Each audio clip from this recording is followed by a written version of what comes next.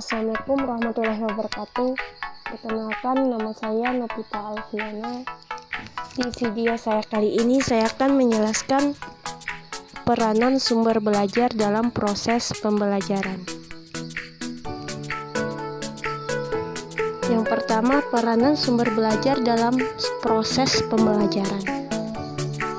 Peranan sumber belajar dalam pembelajaran individual. Ini adalah bagian pertama yang akan kita bahas. Titik berat pembelajaran individual adalah para peserta didik, sedang guru mempunyai peranan sebagai penunjang atau fasilitator. Dalam pembelajaran individual terdapat 3 pendekatan yang berbeda, yaitu yang pertama, frontline teaching method. Dalam pendekatan ini, guru berperan menunjukkan sumber belajar yang perlu dipelajari. Yang kedua, clear plan, yaitu pendekatan yang menggunakan teknik personali, system of instructional, atau dapat disingkat dengan PSI, yang ditunjang dengan berbagai sumber berbentuk audiovisual yang didesain khusus untuk belajar individual. Yang ketiga, metode proyek. Peranan guru cenderung sebagai penasehat dibanding pendidik, sehingga peserta didiklah yang bertanggung jawab dalam memilih, merancang, dan melaksanakan berbagai kegiatan belajar. Selanjutnya yang kedua, peranan sumber belajar dalam belajar klasikal. Pola komunikasi dalam belajar klasikal yang dipergunakan adalah komunikasi langsung antara guru dengan peserta didik. Hasil belajar sangat tergantung oleh kualitas guru, karena guru merupakan sumber belajar utama. Sumber lain seolah-olah tidak ada peranan sama sekali, karena frekuensi belajar didominasi interaksinya dengan guru. Pemanfaatan sumber belajar selain guru sangat selektif dan sangat ketat di bawah petunjuk dan kontrol guru. Menurut Percival and Ellington 1984, bahwa perhatian yang penuh dalam belajar dengan metode ceramah atau dapat disebut dengan attention span-nya makin lama makin menurun drastis, misalnya dalam 50 menit belajar.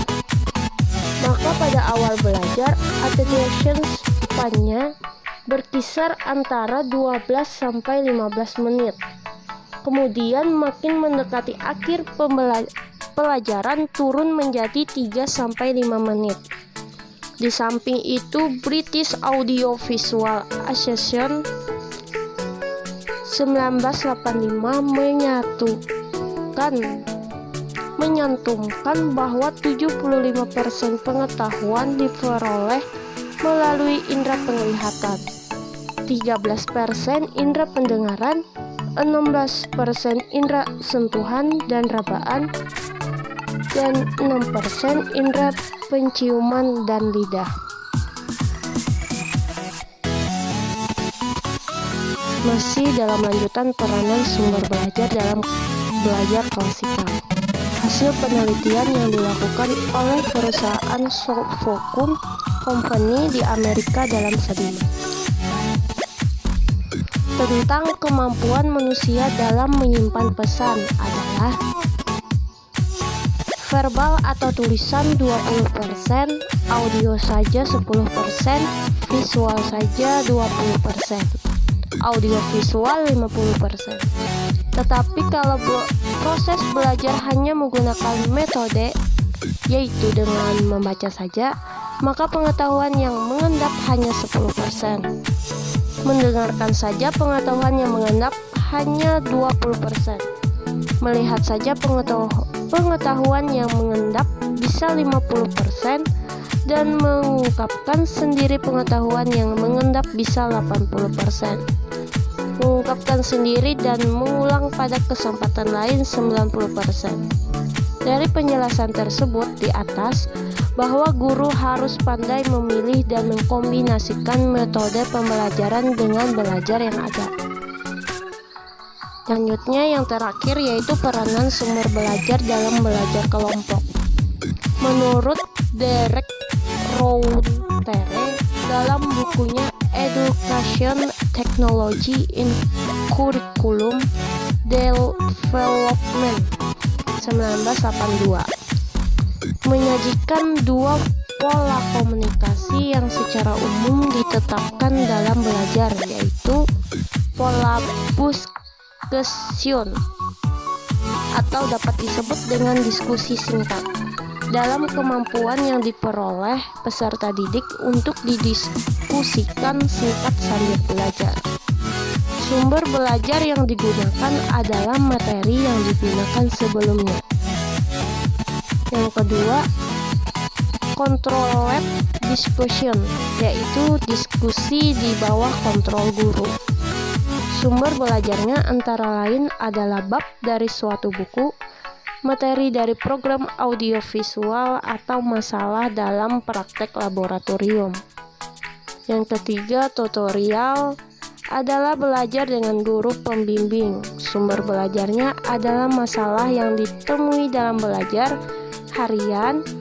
Bentuknya dapat bab dari buku, topik masalah, dan tujuan instruksional tertentu.